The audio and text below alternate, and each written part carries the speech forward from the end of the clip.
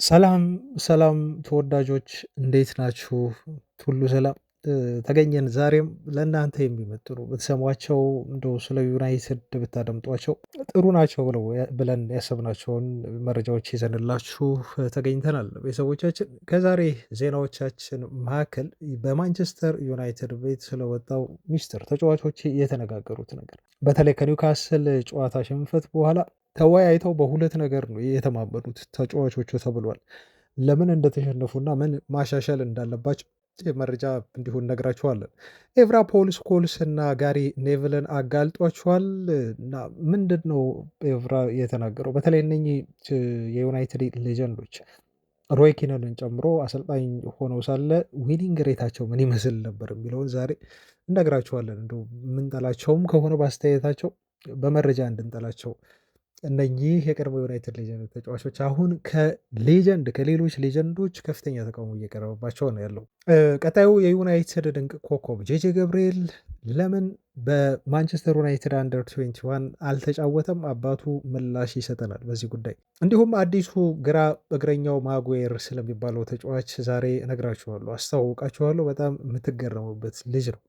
በዝውውር ዜናን በተመለከተ ደግሞ እንደው ቤንጃሚን ሼሽኮ ባለፈው ሲዛወር የ9 ቁጥር ማሊያ ለምን እንዳልወሰደ እና መቼ እንደሚወስድ የተባለውን ስነግራችሁ፣ ከዛ ውጪ የባርኮላ ፔዥው ተጫዋች ስም ከዩናይትድ ጋር መያያዙን በተመለከተም ዜና ደርሳችኋለሁ። እንደ አንድ አማራጭ ተደርጎ ተይዟል። አዳም ዋርተንን ከኮቢ ሜኖ ጋር አጣምራችሁ በቀጣይ የዩናይትድ የአማካይ ክፍልን በሁለቱ ተጫዋቾች እንዲመራ አድርጉት ብሏል። ቀድሞ የማንቸስተር ዩናይትድ ሌጀንድ ተጫዋች ምን ተናገረ? ዜናውን ምነግራችሁ ይሆናል። በዩናይትድ የአሰልጣኝ ቅጥር ጉዳይ ላይ ሮቤርቶ ዲዘርቭ ዩናይትድን ለመያዝ ከፍተኛ ፍላጎት እንዳለው ተገልጿል። ግን የዩናይትድ አመራሮች በተለይ ቦርዱ ሉዊስ ኤንሪኬን ሳይፈልግ አይቀርም ነው የተባለው። ሉዊስ ኤንሪኬ ዩናይትድን የሚያዝ ዕድሉ ባለፉት ጥቂት ሰዓታት ወደ 6% አድጓል። ከዓለም ዋንጫው በፊት አዲስ አሰልጣኝ ይፋ እንደሚያደርግ ዩናይትድ እየተጠበቀ ይገኛል። እነኚህ ዋነኛ ዜናዎቻችን ናቸው። ሌሎችም ብዙ መረጃዎች አሉን። እንደተለመደው እናንተ ቪዲዮን ላይክ እያደረጋችሁ ሼር እያደረጋችሁ ሀሳብ አስተያየቶቻችሁን በኮሜንት እየሰጣችሁን አብራችሁን ሁኑ። መልካም ቆይታ። የቀድሞ የሲቲ ተጫዋች ሚካ ሪቻርድስ በፖል ስኮልስ ድርጊት በጣም ማዘኑን እና መደንገጡን የገለጸበትን አስተያየት ነው የሰጠው። ይህ ነገር እውነት መሆኑን የሚያረጋግጥልኝ ሌላ ሰው እፈልጋለሁ ሲልም ነው ሚካ የሚናገረው። ስኮልስ በቡድን አጋሩ በማይክል ካሪክ ላይ እንዲህ አይነት ትችት ይሰነዝራል ብሎ በፍጹም እንደማይገምትም ነው የሰጠው። በቀልድ መልክ ይህን አስተያየት የሰጠው ፖል ስኮልስ አይመስለኝም፣ ጉዳዩ ቢጣራ የተሻለ ነው የሚል ሀሳቡን ነበር ያሰፈረው። አሁን የዩናይትድ የቀድሞ ተጫዋቾች ምን ያህል እርስ በርስ እንደሚጠላሉ እና ሰፖርቲቭ እንዳልሆኑ የሲቲ ተጫዋች የሆነው ሪቻርድስ በአስተያየቱ ከተናገረ በኋላ እንደዚህ አይነት ምናልባት እንግዲህ የቀድሞ ተጫዋቾች በቀድሞ የክለብ አጋሮቻቸው ላይ እንደዚህ የሰላ ትችት ሲሰነዝሩ የማንቸስተር ዩናይትድ ተጫዋቾች በተለይ አሁን ያሉት ማለት ነው የቀድሞ ተጫዋቾቻችን ትንሽ ኦድ እንደሆነበትና ይሄ ፍጹም ከፖል ስኮልስ የማይጠብቀው እንደሆነ ነው ማለት ነው ሚካ ሪቻርድስ የተናገረው። ያው ከነ ቀድሞ የአርሰናል ሌጀንድ ቴሪ ዳንኤል ሆነሪ ጋር በመሆን ጄሚ ካራገር ጋር በመሆን አውሮፓ ሻምፒዮንስ ሊግ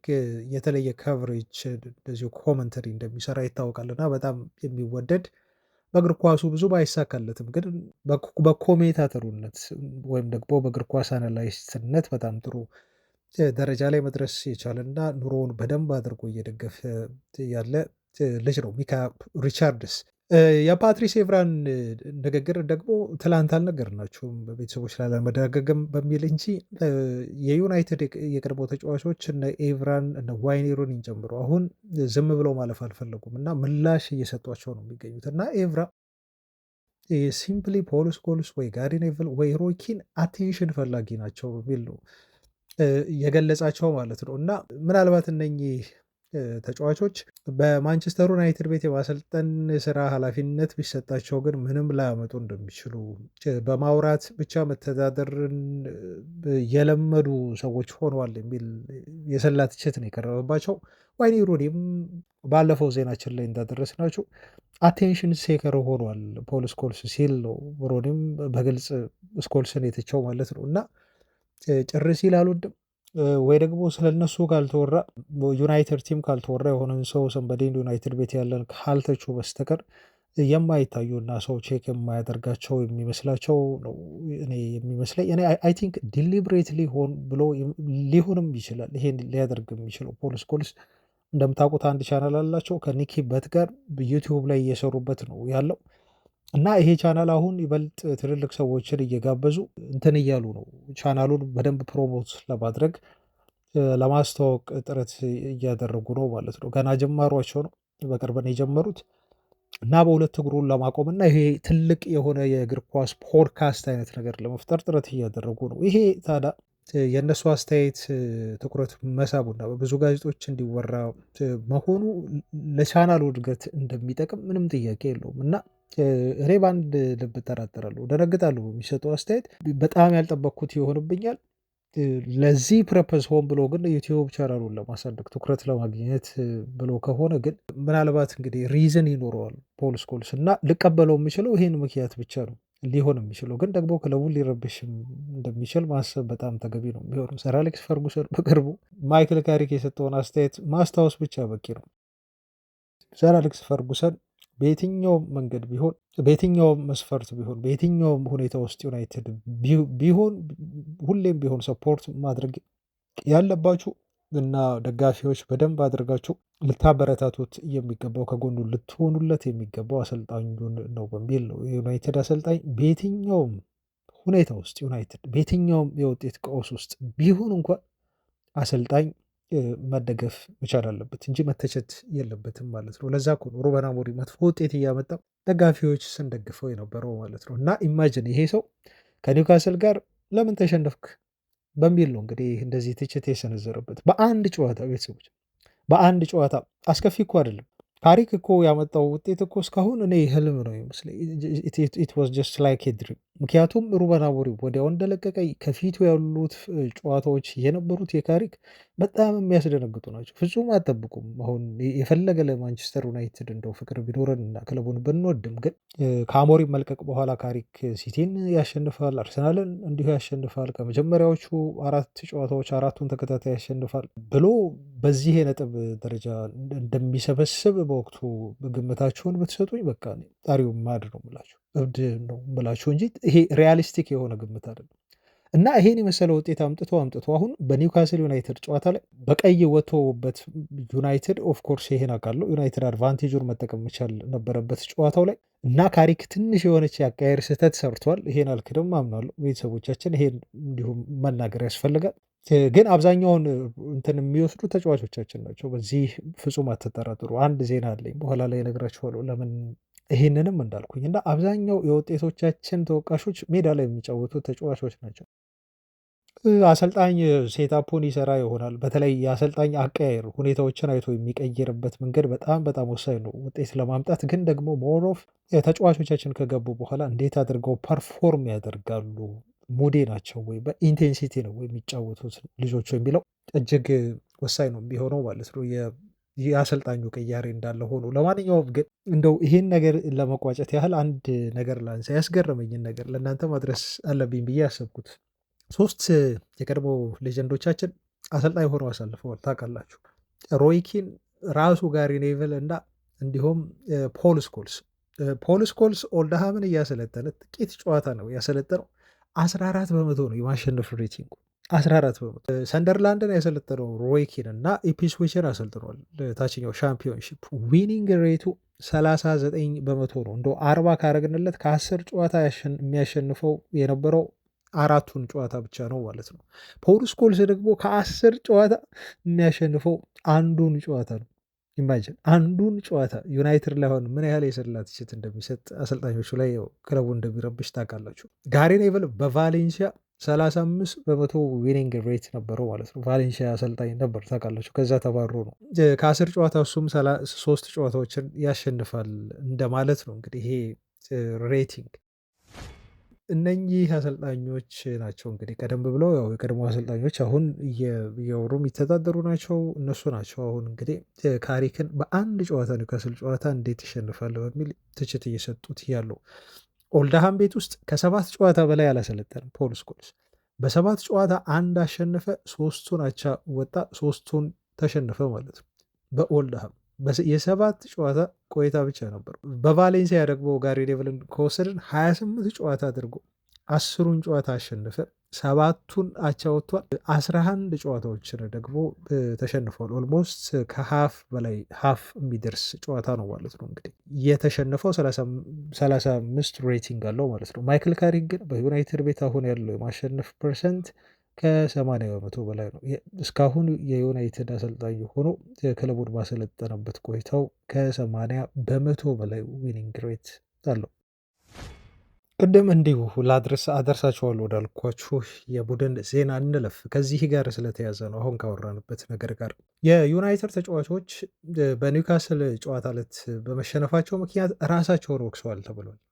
ራሳቸውን ወቅሰዋል እና እንደ ጊልቲ እየተሰማቸው ነው፣ እንደ ጥፋተኝነት ዩናይትድ ይህን ጨዋታ ማሸነፍ ይችል እንደነበረ እና በተሻለ ፐርፎርም ማድረግ ይችሉ እንደነበር ተጫዋቾቹ አምነዋል ተባለ።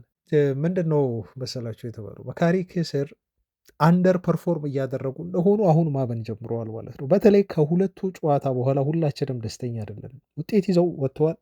ይሄ ጥሩ ነገር ነው። በካሪክ ስር ከአርሰናልና ከሲቲ ጨዋታ በኋላ ከዛ በኋላ የሆኑት ጨዋታዎች በሙሉ ግን የሚያስደስቱ ባልነበሩም ውጤት ቢኖርም ማለት ነው። ግን እነኚህ ተጫዋቾች አንደር ፐርፎርም ያደረግንበት ትልቁ ምክንያት አጀማመራችን ባለማማሩ ነው ብሎ ነው የሚያስቡት እና ከኒውካስሉ ጨዋታ ጀምሮ እንዲሁ ከዛ በፊት በነበሩት ጥሩ ፐርፎርም ባላረግንባቸው ጨዋታዎች ስሎ የሆነ ስታርት አድርገናል እና ይሄ መቀየር አለበት። ዩናይትድ ማሸነፍ የሚችለው ስሎ ስታርት አድርጎ አይደለም። ልክ ጨዋታው እንደተጀመረ በሃይ ኢንቴንሲቲ ዩናይትድ መጫወት መቻል አለበት። ምክንያቱም ቡድኑን ካስታወሳችሁ አሞሪም በነበረ ሰዓት ምን አይነት ባህር ያለው አሞሪም ሲፈልግ የነበረው ቡድኑን በደንብ ሴታፕ ሲያደርግ የነበረው ፈርስት ሀፏን በተለይ በጣም ነው የሚንቀለቅሉት። በጣም ያስቸግራሉ። በአሞሪም ስር በጣም ኢንቴንሲቲ ነበራቸው። ፊዚካሊ ዝግጁ ናቸው። ፈርስት ሀፍ ላይ በቻሉት መጠን ጎል አስቆጥረው ነው እንግዲህ ለመውጣት ጥረት የሚያደርጉት። ሰከንድ ሀፍ ላይ እየተዳከሙ ይሄዳሉ። በተለይ ከ60ኛው ደቂቃ በኋላ ምናምን እንደምታውቁት በእድሜ ምክንያት በአማካዩም ያው መሳሳት ምክንያት ያን አማካዩ ላይ ብሩኖም ይዳከማል ብዙ በጥልቀት ወደኋላ ስለሚገባ ማለት ነው። ካሳሜሮም እንደዛው ይሄን አይቶ ነው እንግዲህ አሞሪም እንደዚህ ሲያደርግ የነበረው ማለት ነው። እና አሁንም ቢሆን በካሪክ ስር አንደር ፐርፎርም ያደረግ ነው እና ውጤት ያጣለው በተለይ በኒውካስል ጨዋታ ዕለት አጀማመራችን ጥሩ ስላልነበረ ነው እና ከዚህ በኋላ አጀማመራችንን ለማፍጠን እንሰራለን እና በዚህ መልኩ ተጸጽተው እንግዲህ ለራሳቸው ቃል ገብተዋል የተባለው የቲም ስብሰባ ይኖራል፣ የቲም ቶክ ይኖራል። ይሄን ነው እንደ አንድ ትልቅ ችግር አድርገው ተጫዋቾቻችን የቆጠሩት ማለት ነው እና አንዳንዶቹ ተጫዋቾች ሬጉላር ጨዋታ ባለማድረጋችን ይሄ ሻርፕነሳችንን ጎድቶታል ብለው ያስባሉ። ትላንት ነው ስናወራበት ነበር።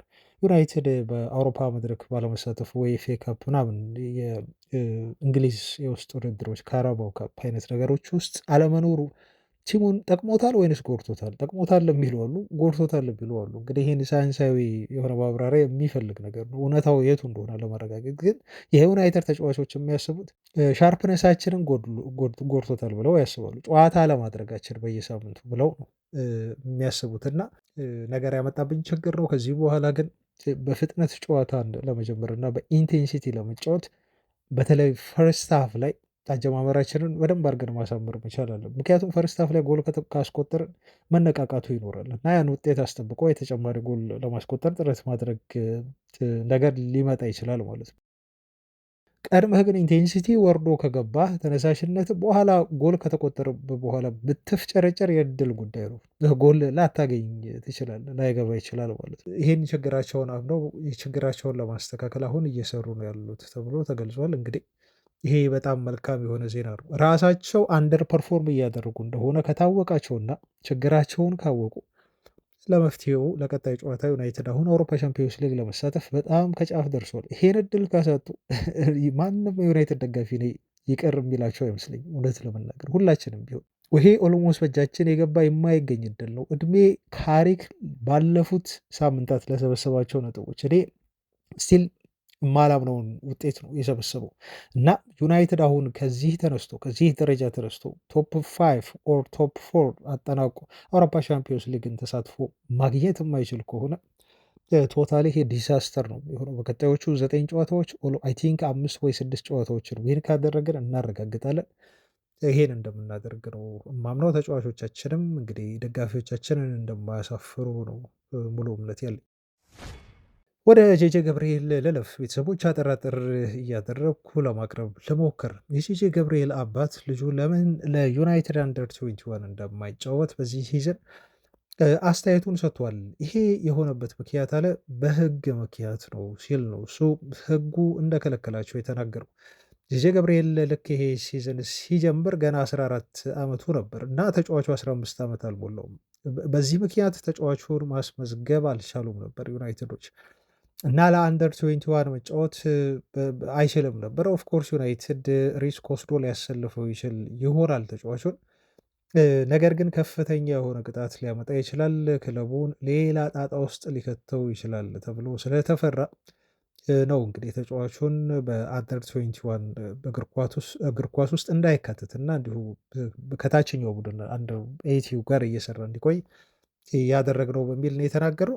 ህጉ ከልክሏቸዋል። ፕላስ ዩናይትድ ይህን ነገር እንኳን በድፍረት ቢጠቀሙትና ልጁን ቢያሰልፉት ደግሞ ከህጉ አንጻር ክለቡ ላይ ቅጣቶችን ሊያመጣና ሌሎች ኮንሲኮንስ ሊኖሩት ስለሚችሉ ነው አንደር 80 ውስጥ እንዲቆይ ያደረግነው ብሏል ማለት ነው። እና አሁን 15 ዓመቱ ነው። ስለዚህ ቀጣይ ሲዝን ላይ ተጫዋቹ 16 ይሞላዋል። 16 ዓመት ከሞላው ደግሞ ለዩናይትድ ዋናው ቡድን ራሱ መጫወት የሚችልበት እድል ይኖራል ማለት ነው። ቀደም ብለው የሚያስመዘግቡት ከሆነ ልጁ እና አባትየው በዚህ መልኩ ለምን ለአንደር 21 እንደማይጫወት ገልጿል። ግን በየሳምንቱ አሁን የተመረጡ ተጫዋቾች ብቻ ቡድኑ ዋናው ቡድን ልምምድ ይሰራሉ። ከነኛ ተጫዋቾች በብዛት ሬጉላር ልምምድ የሚሰሩ አንዱ ጄጄ ገብርኤል እንደሆነ ይታወቃል። ዋይኔ ሩኒ በበኩሉ ጄጄ ገብርኤል የሚባለውን ስም አትርሱት፣ አስታውሱት ብሏል። እንደዚህ ብለዋል። ስለዚህ ተጫዋች ሲናገር ጄጄ ገብርኤል በተመሳሳይ የካይ ቡድን ውስጥ ነው የሚጫወተው ነው የሚለው እና ካይን ታውቃላቸው ዋይኔ ሩኒ ልጅ እንደሆነ እሱም ለአንደር 80 ይጫወታል። እና ጄጄ ገብርኤልን ያወቅኩት በልጄ በካይ ምክንያት ነው። የሆነ ጊዜ ቁጭ ብለን ቪዲዮውን እያየን ኳስ እያየን እነሱን ማለት ነው የልጁን አብረው ሲያው ይሄ ልጅ ማን ነው ብዬ ጠየቅኩት ይላል። እና ካይ ይሄ እኮ ጄጄ ገብርኤል ነው አታውቀውም ወይ ዳድ ሲል ነገረኝ ነው የሚለው። እና ሮኒ አያችሁ ስቦታል ቀልቡን። ከዛ ልጁን ይጠይቃል። ከዛ በኋላ ማን እንደሆነ ይነግረዋል። ከዛ በኋላ እንግዲህ ይሄ የሆነው ከዓመት በፊት ምናምን ነው። ከዛ በኋላ የልጁን ጨዋታዎች ለመከታተል ሮኒ ታውቃላችሁ ይገባል፣ ስቴዲየም ይመጣለታል።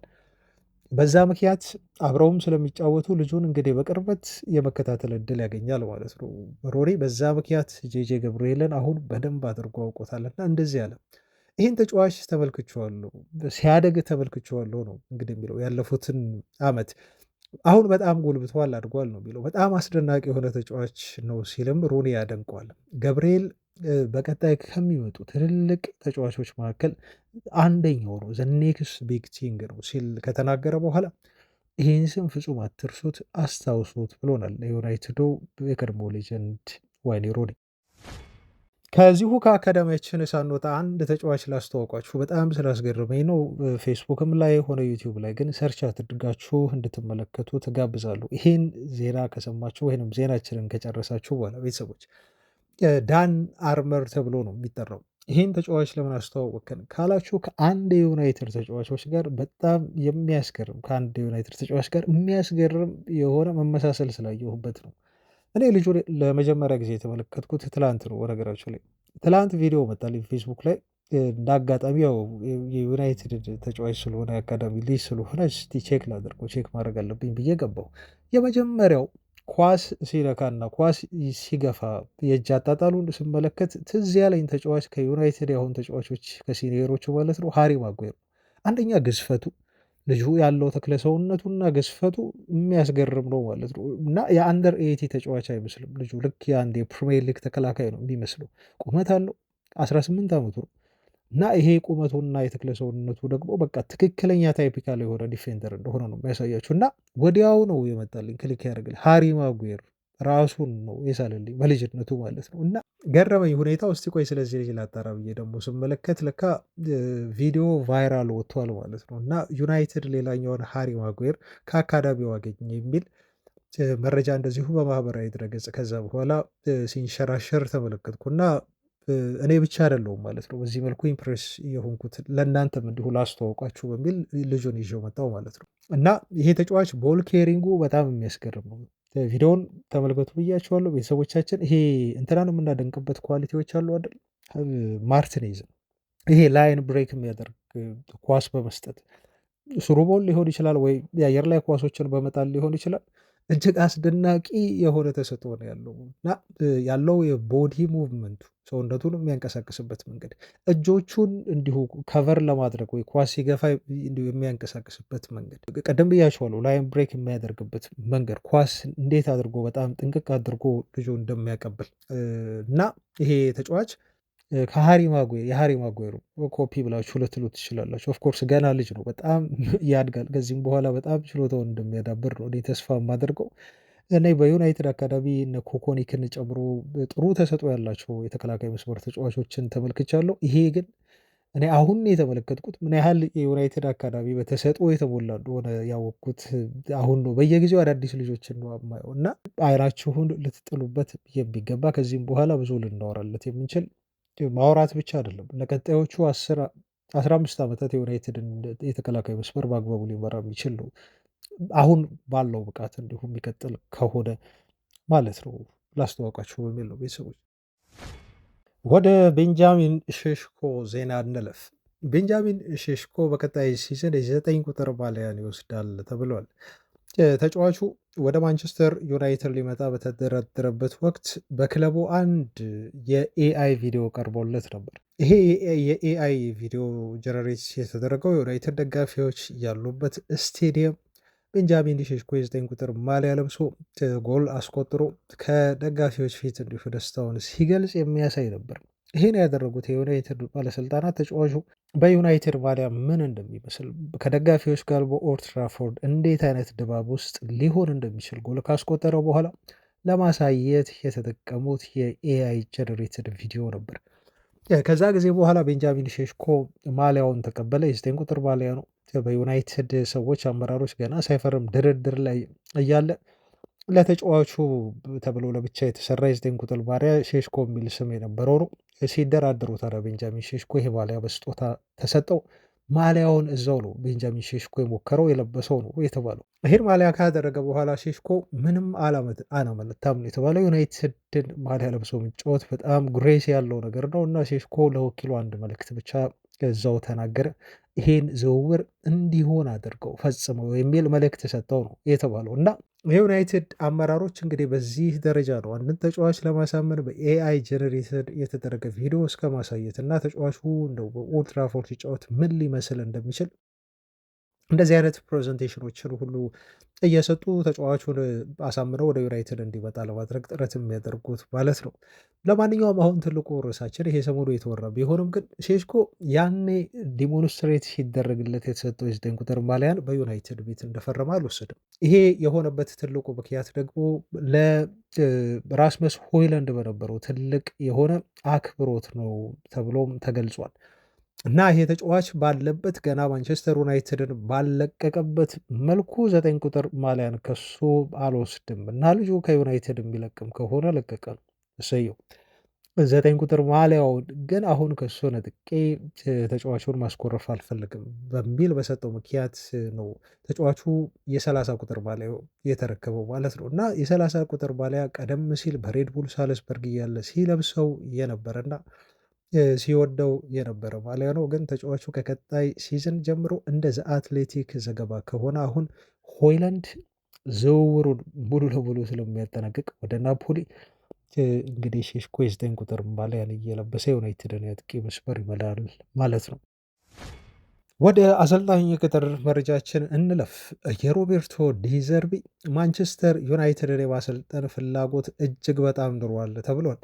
ይህን ዜና እንግዲህ የዩናይትድ ደጋፊዎች ወደዱት አትወደዱት አላውቅም። ቤተሰቦቻችን ዲዘርቢ ግን ዩናይትድን ለማሰልጠን እጅግ በጣም ጓጉቶ ለዩናይትድ ስራም እንዲሁ ሙሉ ፈቃደኛ ሆኖ የክለቡን ይፋዊ የሆነ አፕሮች እየጠበቀ ይገኛል ተብሎ ነው የተገለጸው። ዩናይትድ ሊስት ውስጥ አካቶታል እናውቃለን።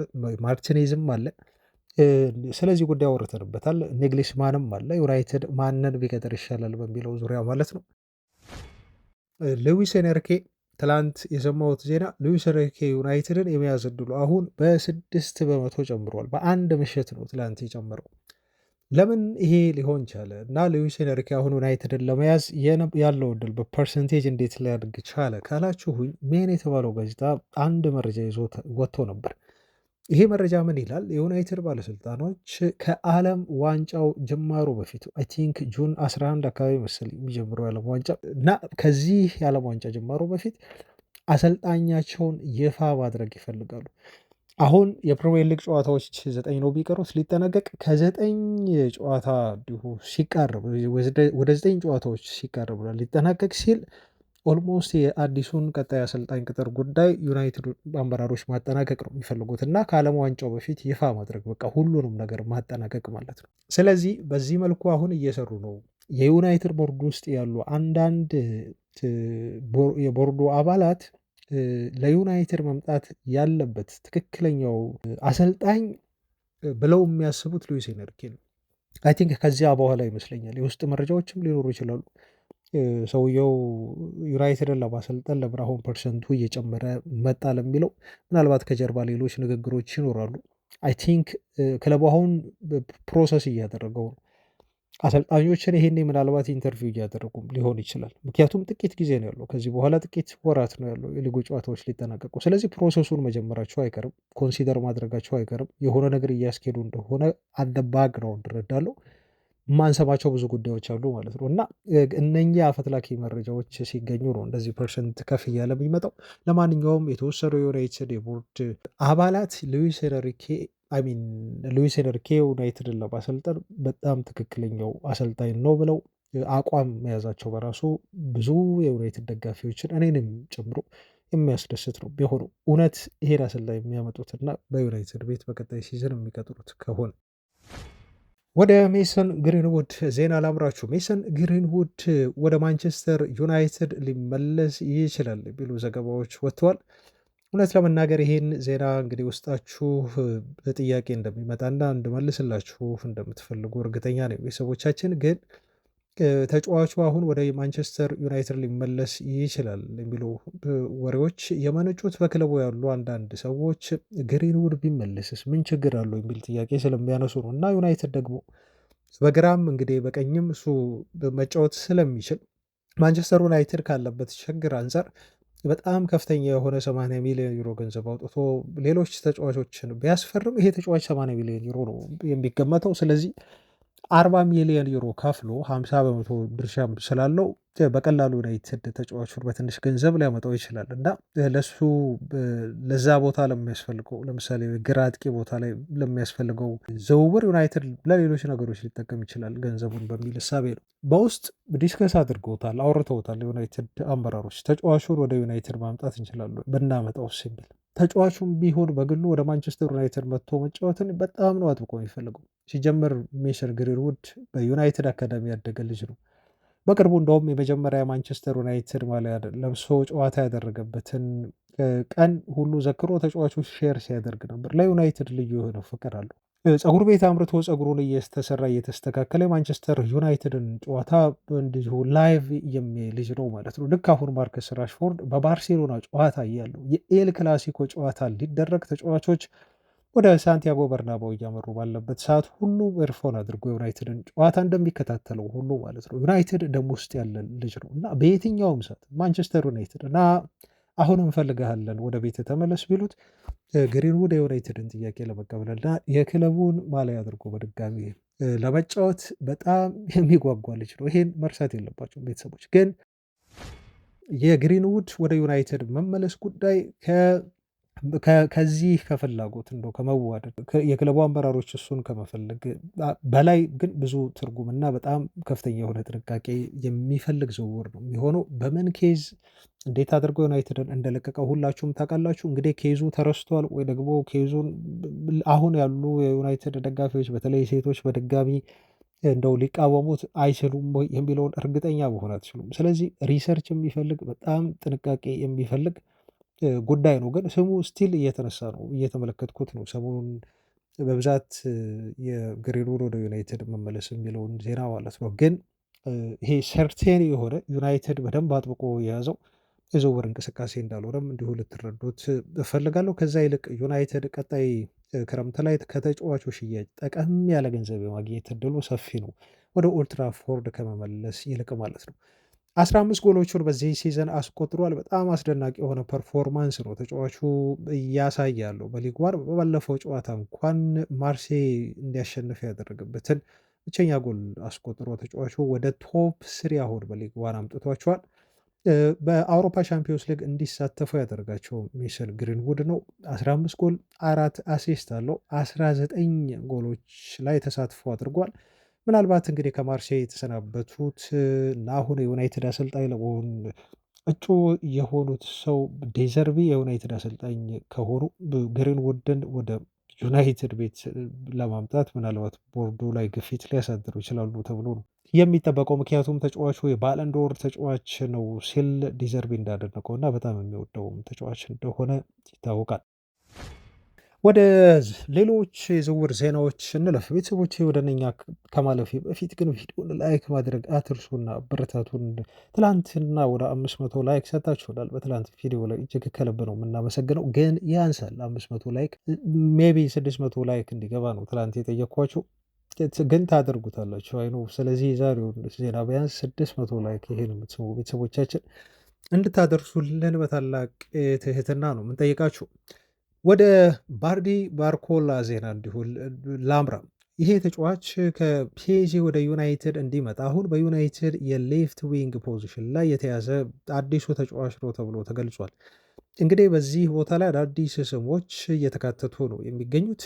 የክንፍ አጥቂ ተጫዋች ነው፣ በግራ በኩል የሚያጠቃ ልጅ ነው። ዩናይትድ ደግሞ እዛ ቦታ ላይ ተጫዋች እንደሚፈልግ በአማራጭነት አማራጭ 1 አማራጭ 2 3 እያለ እነ ዳይሞንዴን እነ ንዳይን የመሳሰሉ ተጫዋቾች፣ ትናንት ደግሞ ክራቫት ስኬሊያን የመሰለ ተጫዋች ስለመያዙ ነግሬያችኋለሁ። አሁን አዲሱ ተካተተ የተባለው ስም ደግሞ ባርኮላ ነው ማለት ነው። እና ዩናይትድ የማርከስ ራሽፎርድ በትክክል ያደርገው ነው አሰበ ተብሎ የተነገረው። ራሽፎርድ ወደ ባርሴሎና በቋሚነት ለመዛወር በጣም ከጫፍ ስለመድረሱ መረጃ እንዲሁ ማድረሳችን ይታወቃል። ይህን ዜና የነገረን ኢክረም ኩር ነው።